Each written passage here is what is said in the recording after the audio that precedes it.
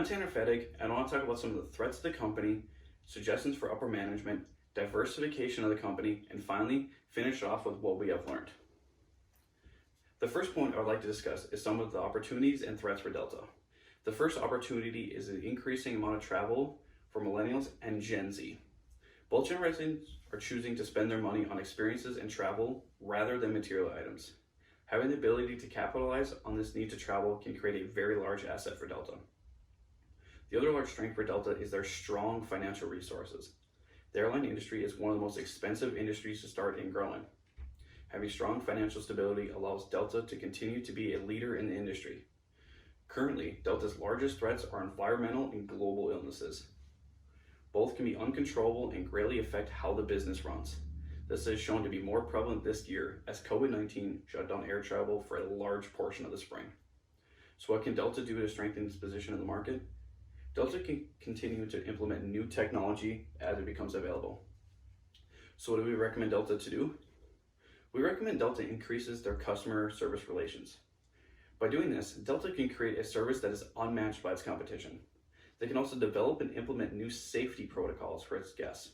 This will create a new level of comfort for its customers. Finally, they should continue to implement new technology as it is created.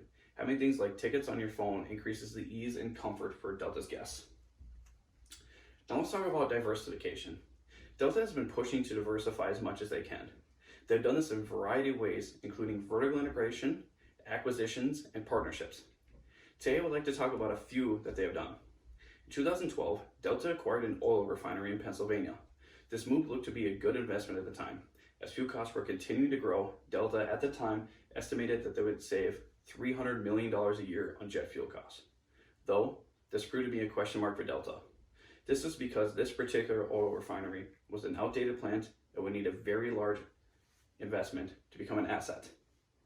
In 2018, Delta tried to find a partner to jointly operate the plant, but were unable to find a suitor.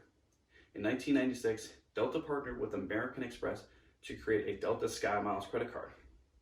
This proved to be Delta's cash cow, as in 2018, cardholders spent $94.7 billion. This is more than double the entire revenue of Delta in the same year. Finally, I would like to talk about TechOps. TechOps is an MRO, which stands for Maintenance, Repair, and Overhaul. This sector provides service to over 150 airlines worldwide. This makes them the largest in the industry. I would place TechOps as a star. This is because while they are the largest market share currently, we feel like it would likely change as the market increases. Finally, I'd like to talk about what we have learned. We learned how dominant Delta is in the industry. They have strong financial resources, a reputable name, and they're one of the largest in the world. They're also diversifying in all other parts of the industry, from booking the flights to repairing planes to creating the jet fuel. Delta has their hands in it all.